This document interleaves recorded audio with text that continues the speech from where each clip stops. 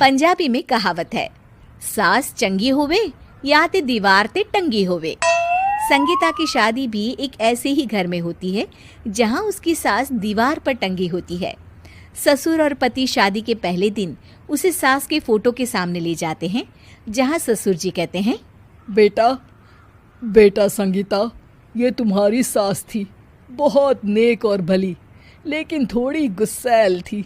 गुस्सा आने पर सब तहस नहस कर देती थी, पर अब ये इस दुनिया में नहीं है। हाँ संगीता, माँ होती तो तुम इनकी कोई बात टाल नहीं सकती थी, वरना तो माँ घर में भूचाल ले आती।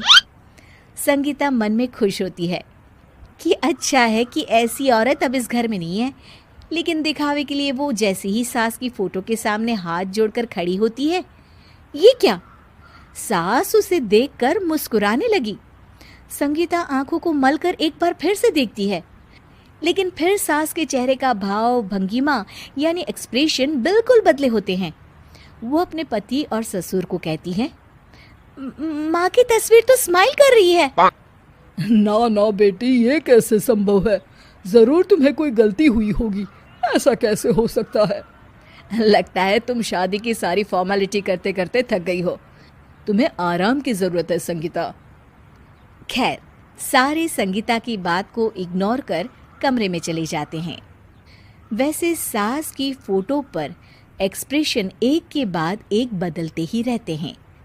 सुबह होती है, पति और ससुर को काम पर भेजकर संगीता कमरे की सफाई करने में लग जाती है कि तभी उसे आवाज आती है, टेबल ठीक से साफ करो। ऐसे भी कोई टेबल साफ करता है? इससे अच्छा तो ये गंदा ही था। किसी औरत की आवाज सुन संगीता दंग रह जाती है और सोचने लगती है कि आवाज कहाँ से आई। आवाज को नजरअंदाज कर वो फिर से अपना काम करना शुरू करती है, लेकिन इस बार तो आवाज बिल्कुल उसके कान के पास से आती है। मेरा घर है ये। जब तक मैं थी चमका कर रखती थी, हर एक चीज शीशे की तरह थी। तुम्हें तो ना सफाई आती है ना कुछ पता है। क्यों तुम्हें मेरे घर की जिम्मेदारी दे दी गई है? पता नहीं तुम में मेरे बेटे को क्या दिखाई दिया। मैं होती तो एक से बढ़कर एक लड़कियों की लाइन लगा देती।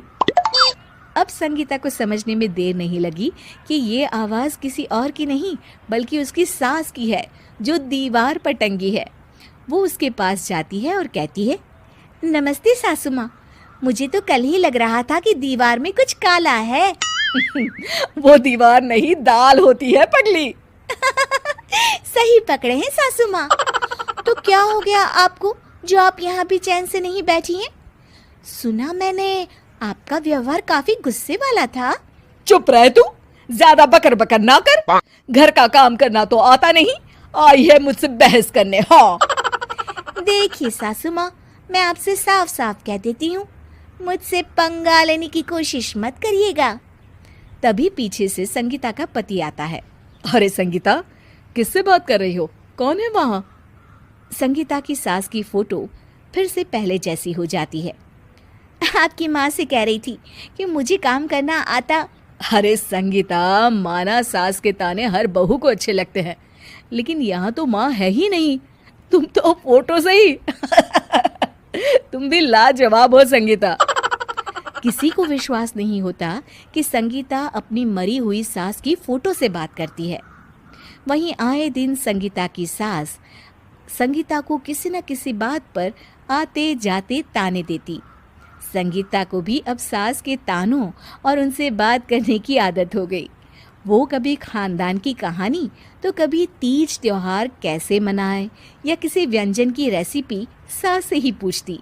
सारा दिन घर में अकेली संगीता की सास अब उसके लिए तानों के साथ पक्की साथी की तरह भी रहने लगी थी, जो किसी और को नहीं बल्कि संगीता को ही सुनाई देती।